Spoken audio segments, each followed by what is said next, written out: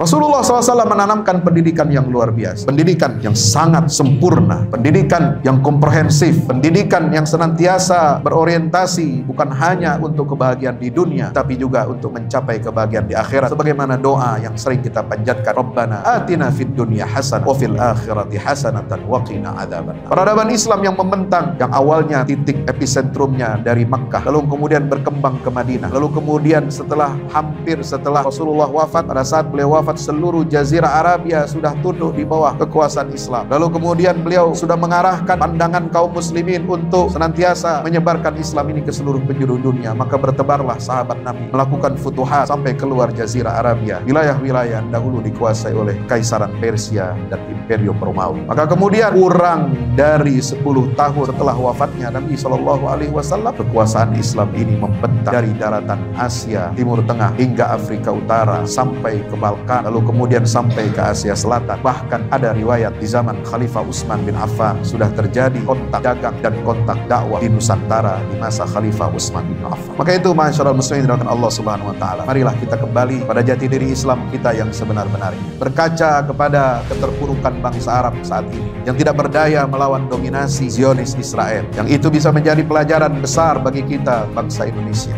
dan juga bangsa-bangsa muslim lainnya yang ada di dunia ini. Apa yang menyebabkan mereka bisa terpuruk dan tertinggal saat ini? Kita harus pelajari aspek-aspeknya, sebab-sebab, dan kita harus mencari solusinya bersama, karena kerusakan satu bangsa dalam dunia Islam ini pasti akan merembet pada bangsa-bangsa muslim lainnya yang ada di dunia. Satu hal yang sering diingatkan dalam Al-Quran dalam aspek pendidikan ini adalah kemauan kita untuk mengubah nasib. Sungguhnya Allah tidak akan mengubah nasib satu bangsa, satu kaum, sampai mereka sendiri yang mau mengubah nasibnya itu. Bagaimana kita akan mengubah nasib kita menjadi lebih baik menghadapi persaingan antar peradaban, persaingan antar bangsa di dunia ini, di mana Islam sudah mengajarkan kepada kita untuk saling mengenal, bukan untuk saling menghancurkan. Dan hanya peradaban Islam inilah yang bisa kita harapkan untuk mengembalikan sistem tatanan internasional menjadi adil, menjadi bermartabat, menjadi humanis, jauh dari konflik, jauh dari peperangan, jauh dari pembodohan massal terhadap bangsa-bangsa di dunia atau di dunia negara berkembang, negara dunia ketiga. Mudah-mudahan khutbah yang singkat ini bermanfaat bagi kita semuanya, dan mudah-mudahan para pemimpin-pemimpin di dunia Islam segera mengambil putusan yang benar untuk memperbaiki pendidikan bangsa dan negara. Dimanapun, bangsa apapun, kalau pendidikannya maju, warga negaranya diberikan kesempatan yang sama, egaliter, setara untuk mencapai kemajuan-kemajuan, dan diberikan apresiasi, penghargaan agar mereka dapat mengembangkan potensi dirinya. Saya yakin bangsa-bangsa muslim di dunia ini dapat menjadi role model untuk menggantikan sistem peradaban dunia yang saat ini berkembang dengan zalim.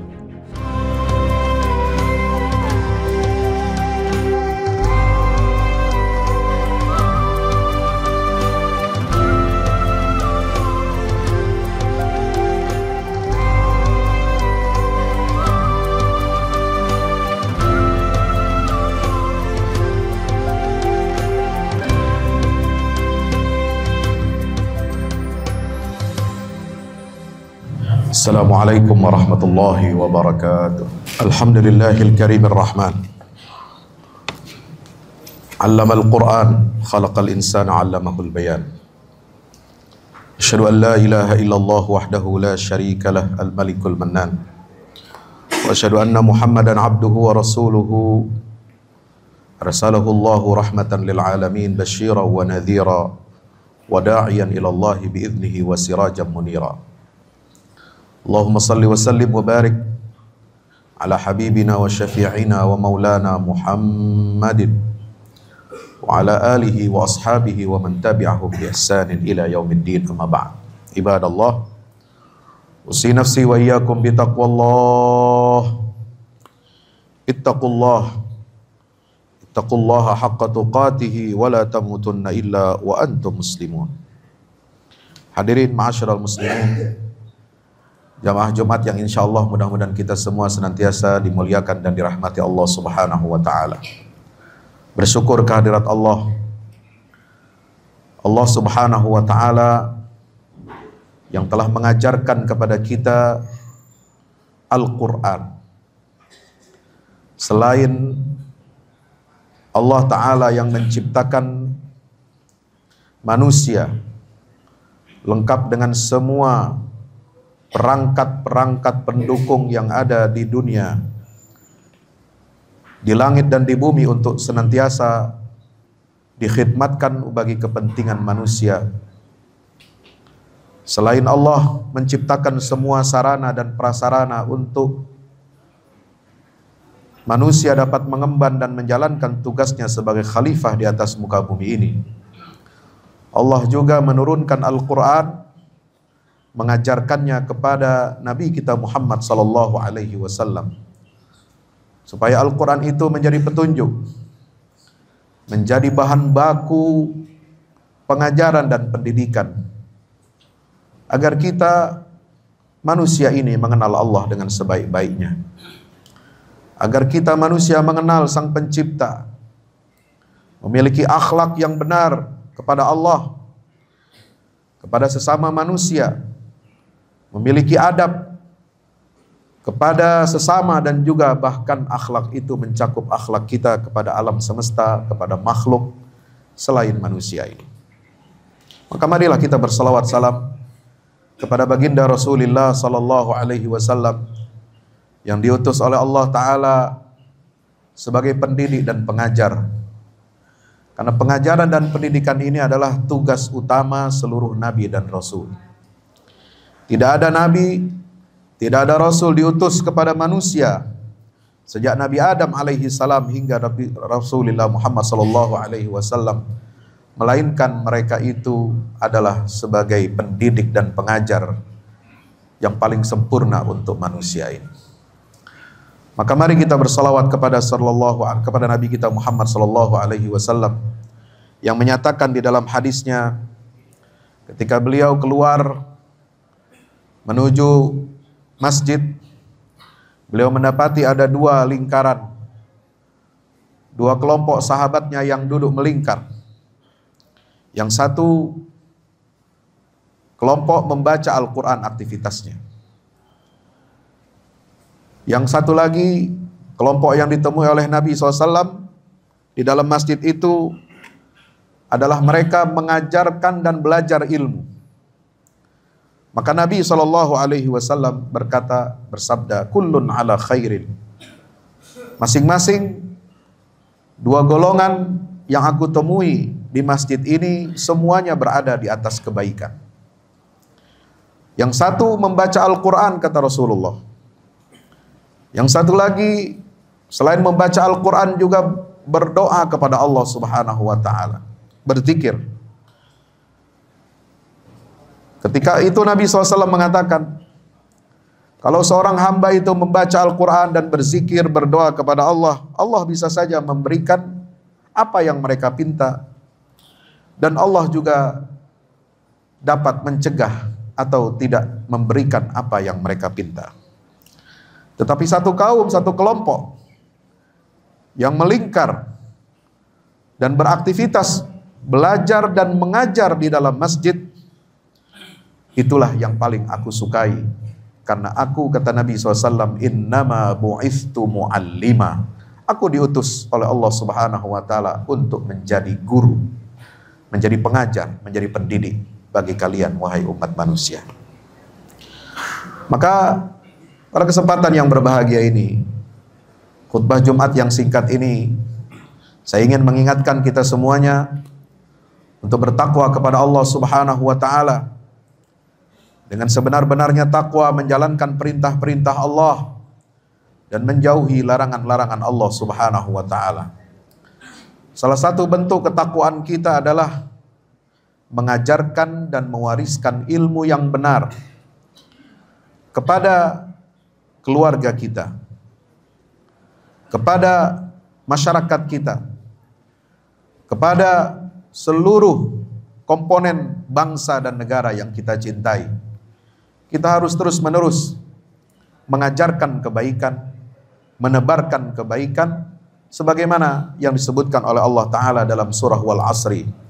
Ketika Allah Ta'ala menyatakan Wal Asr, innal insana lafi khusr. Allah bersumpah demi masa. Dan Allah menegaskan bahwasanya seluruh manusia itu berada dalam kerugian, kecuali 4 sifat yang melekat pada diri manusia itu yang diridhai oleh Allah Subhanahu wa taala, illal ladzina aman, yaitu orang-orang yang mau beriman kepada Allah, mau mengenal Allah Subhanahu wa taala, mau tunduk dan patuh kepada semua titah dan ajarannya. Wa amilus salihat, dan mereka yang mau mengamalkan ilmunya. Mengetahui kebenaran saja tidak cukup. Mengenal Allah saja tidak cukup, tapi juga dia harus mengamalkan isi kebenaran itu yang datang dari Allah. Itulah amal saleh. Dan sifat yang ketiga adalah watawasau bil haq. Yang kata Buya Hamka mengutip Imam Ibnul Qayyim Al-Jauziyah dalam buku atau kitab yang ditulisnya, yaitu Miftahu Daris Sa'adah. Tawasau bil haq itu adalah aktivitas pengajaran, mengajarkan yang hak. Tidak cukup Anda berhenti mengenal yang benar. Tidak boleh hanya Anda mengamalkan yang benar, tetapi juga Anda harus mengajarkan kepada orang lain apa kebenaran itu yang datang dari Allah Subhanahu wa taala. Itulah inti daripada tawasau bil haq. Dan yang keempat adalah watawasau bis sabr. Ketika kita beriman kepada Allah, ketika kita mengamalkan isi kebenaran yang datang dari Allah, dan ketika kita mengajarkan kebenaran yang datang dari Allah itu, maka kita harus senantiasa saling berwasiat, saling berpesan untuk senantiasa bersabar di atas jalan Allah Subhanahu wa taala. Hadirin ma'asyiral muslimin yang dimuliakan Allah Subhanahu wa taala.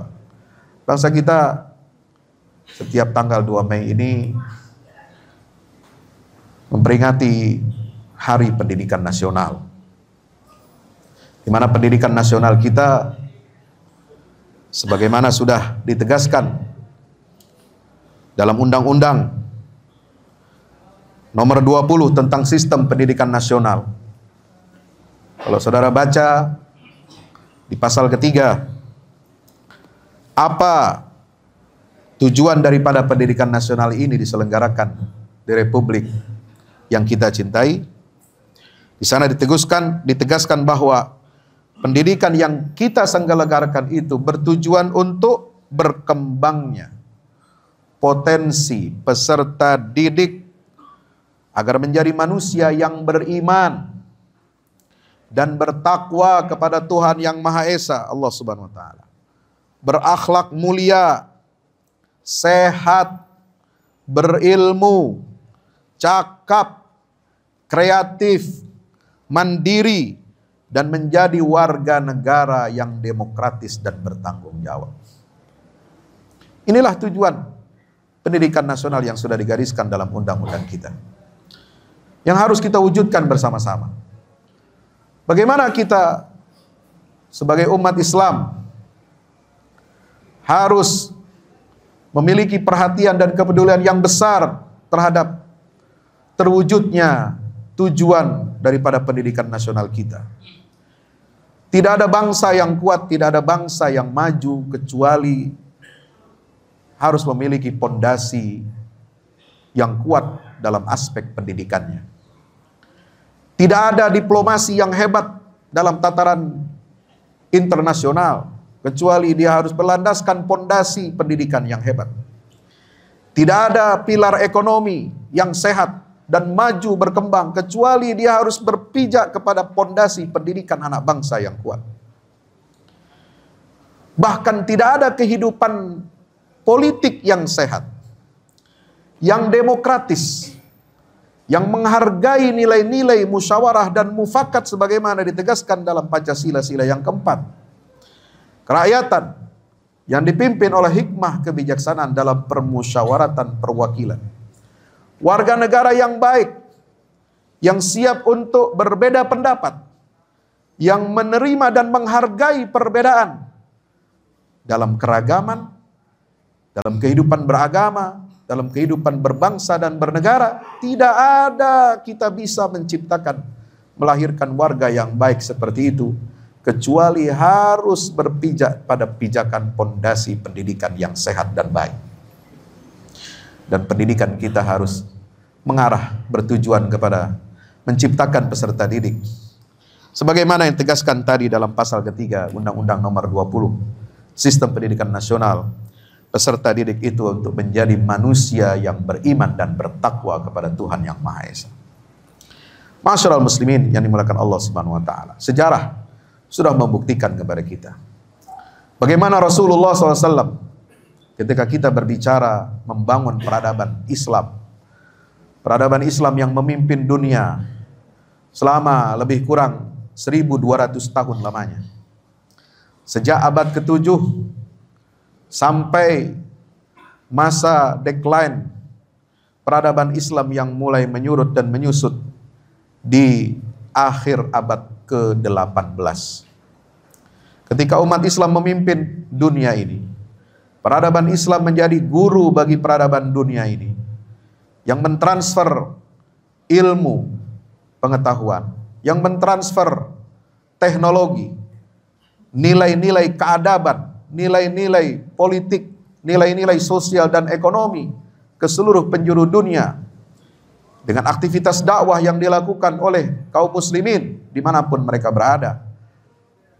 Sejarah telah membuktikan bahwa cikal bakal peradaban Islam itu adalah pondasi yang ditanamkan oleh baginda Rasulullah SAW di kota Madinah Al-Munawwarah dengan pendidikan manusia yang paripurna. Kalau kita melihat generasi emas Islam,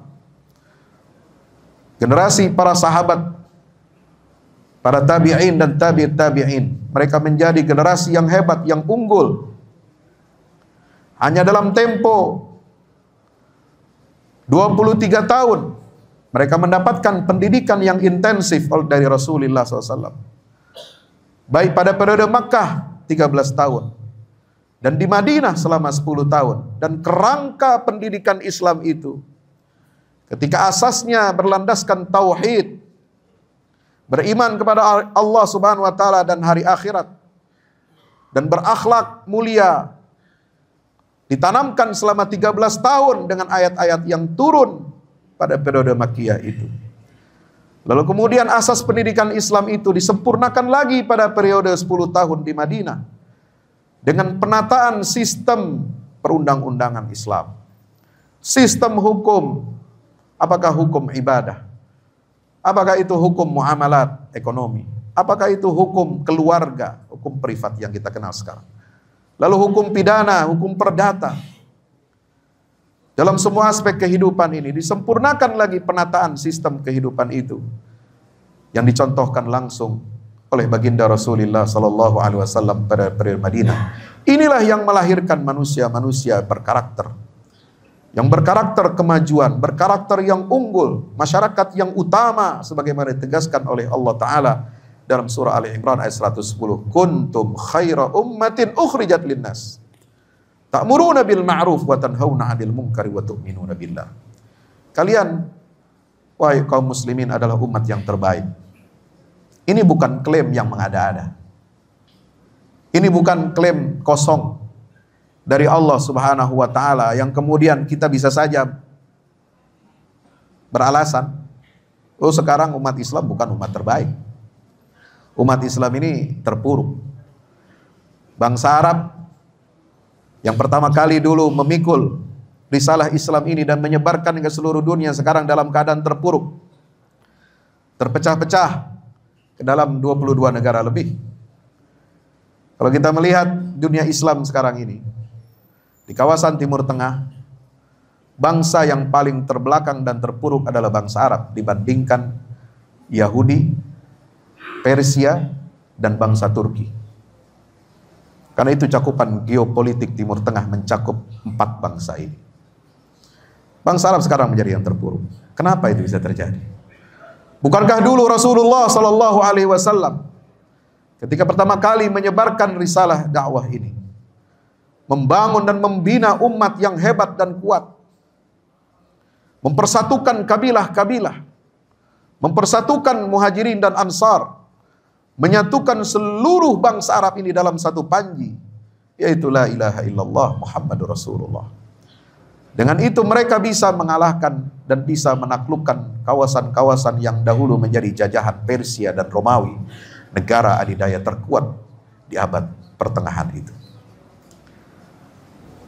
Rasulullah SAW menanamkan pendidikan yang luar biasa, pendidikan yang sangat sempurna, pendidikan yang komprehensif, pendidikan yang senantiasa berorientasi bukan hanya untuk kebahagiaan di dunia, tetapi juga untuk mencapai kebahagiaan di akhirat. Sebagaimana doa yang sering kita panjatkan, Rabbana atina fid dunya hasanah wa fil akhirati hasanatan wa qina adzabannar. Peradaban Islam yang membentang, yang awalnya titik episentrumnya dari Makkah, lalu kemudian berkembang ke Madinah, lalu kemudian hampir setelah Rasulullah wafat, pada saat beliau wafat seluruh Jazirah Arabia sudah tunduk di bawah kekuasaan Islam. Lalu kemudian beliau sudah mengarahkan pandangan kaum muslimin untuk senantiasa menyebarkan Islam ini ke seluruh penjuru dunia. Maka bertebarlah sahabat Nabi melakukan futuhat sampai keluar Jazirah Arabia, wilayah-wilayah yang dahulu dikuasai oleh Kekaisaran Persia dan Imperium Romawi. Maka kemudian kurang dari 10 tahun setelah wafatnya Nabi SAW, kekuasaan Islam ini membentang dari daratan Asia, Timur Tengah, hingga Afrika Utara, sampai ke Balkan, lalu kemudian sampai ke Asia Selatan. Bahkan ada riwayat di zaman Khalifah Utsman bin Affan sudah terjadi kontak dagang dan kontak dakwah di Nusantara di masa Khalifah Utsman bin Affan. Maka itu masyarakat muslimin dirahmati Allah Subhanahu wa taala, marilah kita kembali kepada jati diri Islam kita yang sebenar-benarnya. Berkaca kepada keterpurukan bangsa Arab saat ini yang tidak berdaya melawan dominasi Zionis Israel, yang itu bisa menjadi pelajaran besar bagi kita bangsa Indonesia dan juga bangsa-bangsa muslim lainnya yang ada di dunia ini. Apa yang menyebabkan mereka bisa terpuruk dan tertinggal saat ini? Kita harus pelajari aspek-aspeknya, sebab-sebabnya, dan kita harus mencari solusinya bersama. Karena kerusakan satu bangsa dalam dunia Islam ini pasti akan merembet kepada bangsa-bangsa muslim lainnya yang ada di dunia ini. Satu hal yang sering diingatkan dalam Al-Quran, dalam aspek pendidikan ini adalah kemauan kita untuk mengubah nasib. Innallaha la yughayyiru ma biqaumin hatta yughayyiru ma bi anfusihim. Wa idza aradallahu biqaumin su'an fala maraddalah. Sungguhnya Allah tidak akan mengubah nasib satu bangsa, satu kaum, sampai mereka sendiri yang mau mengubah nasibnya itu. Bagaimana kita akan mengubah nasib kita menjadi lebih baik, menghadapi persaingan antar peradaban, persaingan antar bangsa di dunia ini, di mana Islam sudah mengajarkan kepada kita untuk saling mengenal, bukan untuk saling menghancurkan. Dan hanya peradaban Islam inilah yang bisa kita harapkan untuk mengembalikan sistem tatanan internasional menjadi adil, menjadi bermartabat, menjadi humanis, jauh dari konflik, jauh dari peperangan, jauh dari pembodohan massal terhadap bangsa-bangsa di dunia atau di dunia negara berkembang, dunia ketiga. Mudah-mudahan khutbah yang singkat ini bermanfaat bagi kita semuanya, dan mudah-mudahan para pemimpin-pemimpin di dunia Islam segera mengambil keputusan yang benar untuk memperbaiki pendidikan bangsa dan negara ini. Dimanapun, bangsa apapun, kalau pendidikannya maju, warga negaranya diberikan kesempatan yang sama, egaliter, setara, untuk mencapai kemajuan-kemajuan, dan diberikan apresiasi penghargaan, agar mereka dapat mengembangkan potensi dirinya. Kita yakin bangsa-bangsa muslim di dunia ini dapat menjadi role model untuk menggantikan sistem peradaban dunia yang saat ini berkembang dengan zalim. Barakallahu li wa lakum fil Qur'anil azim. wa nafa'ani wa iyyakum bima fihi minal ayati wa dzikril hakim. Aqulu qawli hadza fastaghfir innahu wal ghafurur rahim. Alhamdulillahi wahdah, sadaqa wa'dah, wa nasara 'abdahu wa 'azza jundahu wa hazama al-ahzaba wahdah. Asyhadu an la ilaha illallah wahdahu la syarika lah wa asyhadu anna Muhammadan 'abduhu wa rasuluhu la nabiyya ba'dah. Allahumma shalli wa sallim wa barik alaihi wa ala alihi wa ashabi wa man tabi'ahum bi ihsan ila yaumil qiyamah. Ibadallah, usi nafsi wa iyyakum bi taqwallah. Taqullaha haqqa tuqatih wa la tamutunna illa wa antum muslimun. Hadirin ma'asyiral muslimin rahmati Allah. Ada satu ungkapan yang sangat terkenal dari Sultan Salahuddin Al-Ayyubi, sang pembebas Baitul Maqdis pada tahun 1187, tepatnya pada tanggal 20 Oktober. Ketika beliau menyampaikan pidato sambutan atas kemenangan umat Islam di Masjidil Aqsa yang baru saja dibebaskan dari cengkeraman tentara salib selama 88 tahun. Apa isi pidato yang paling menggetarkan dari seorang sultan yang memimpin perjuangan dari generasi ke generasi sampai tiba titik kulminasinya di zaman Salahuddin Al-Ayyubi? Dia mengatakan begini: wahai saudara-saudaraku kaum muslimin, jangan kalian mengira kami dapat membebaskan Baitul Maqdis ini, negeri yang terjajah ini, negeri yang dizalimi ini, tetapi dia diberkahi oleh Allah Subhanahu wa taala. Jangan kalian kira kami bisa membebaskannya dengan pedang-pedang dan senjata kalian. Tapi kami bisa membebaskan negeri yang diberkahi oleh Allah ini dari pasukan salib hanya karena satu hal. Dengan izin Allah, satu hal itu adalah karena pena seorang qadhi yang bernama Qadhi Al-Fadil.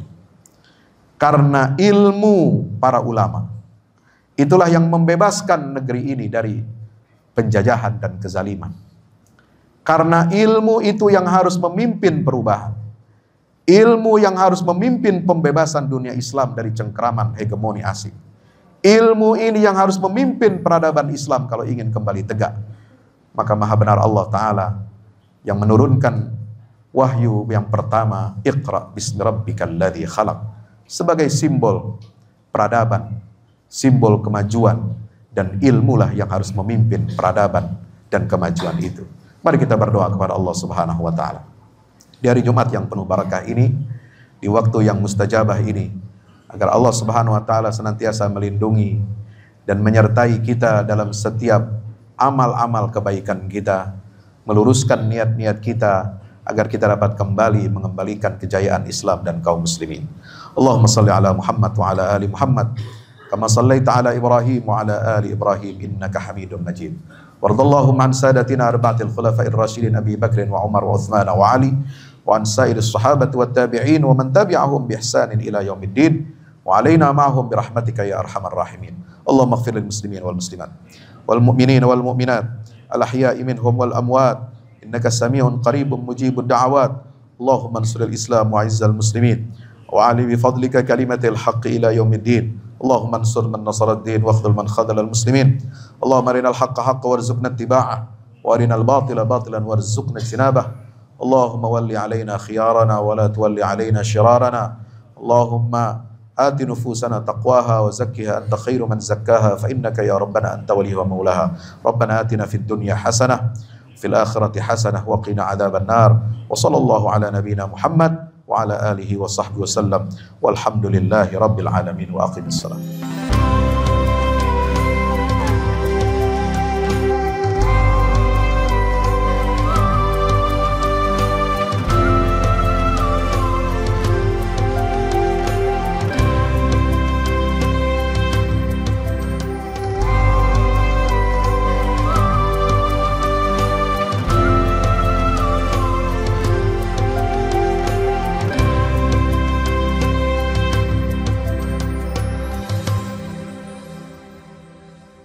Assalamualaikum warahmatullahi wabarakatuh. Tahniah barakallahu fikum untuk guru kita semua, Kiai Haji Fahmi Salim LCMA.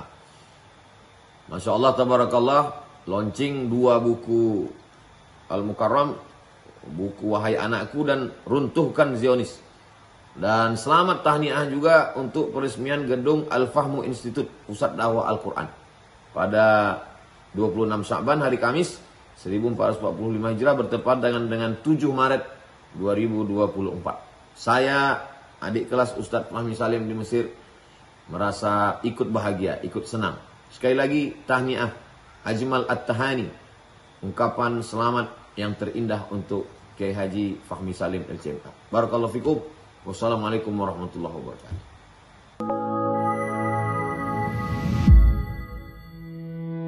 Yang terbaru dari Ustadz Fahmi Salim, 2 buku tentang parenting Qurani dan jihad membela Baitul Maqdis.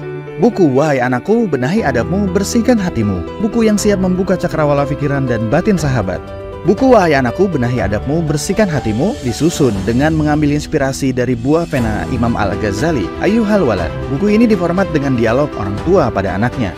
Meski begitu, dialog ini bisa dibaca secara umum bagi para calon orang tua untuk anak-anaknya kelak. Bentuk dialog kami dapati banyak dipakai dalam kisah-kisah di Al-Quran ketika menerangkan soal pengasuhan. Misalnya antara Nabi Ibrahim dan Nabi Ismail atau Luqman dan putranya. Hadirnya buku ini semoga menjadi penambah keilmuan kita agar tidak salah dalam membentuk generasi penerus yang menjadi pewaris amal jariah kita. Meninggalkan mereka, anak-anak kita sebagai investasi amal soleh yang akan terus mengalir kepada kita. Dapatkan buku Wahai Anakku, Benahi Adabmu, Bersihkan Hatimu segera.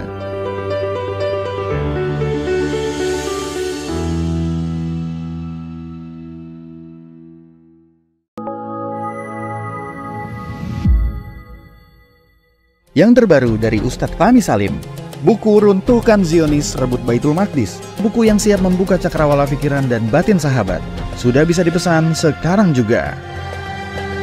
Hasil yang dicapai para mujahidin dalam pertempuran Badai Al-Aqsa 7 Oktober 2023 memiliki arti penting ataupun nilai strategis, bukan hanya dalam pembuktian bahwa kekuatan Israel bisa dikalahkan bahkan oleh pihak yang memiliki persenjataan jauh di bawahnya, melainkan juga dalam menyadarkan dunia Islam, terutama para pemimpinnya yang memilih menjadi penonton ketimbang membantu sesama saudaranya. Buku ini adalah salah satu bentuk dukungan dan ikhtiar dengan niat berjuang bersama-sama dengan mujahid Palestina. Tak sekedar memberikan informasi, membeberkan fakta atau data kepada halayak di Indonesia. Buku ini juga hadir untuk meluruskan tudingan bahkan fitnah terhadap para pejuang di sana. Betapapun kita berada jauh dari Al-Quds, melalui buku ini kita akan dapatkan bagaimana kita bisa memperoleh pahala yang sebanding dengan para pejuang di garda terdepan di negeri perlawanan Palestina. Dapatkan buku Runtuhkan Zionis, Rebut Baitul Maqdis segera.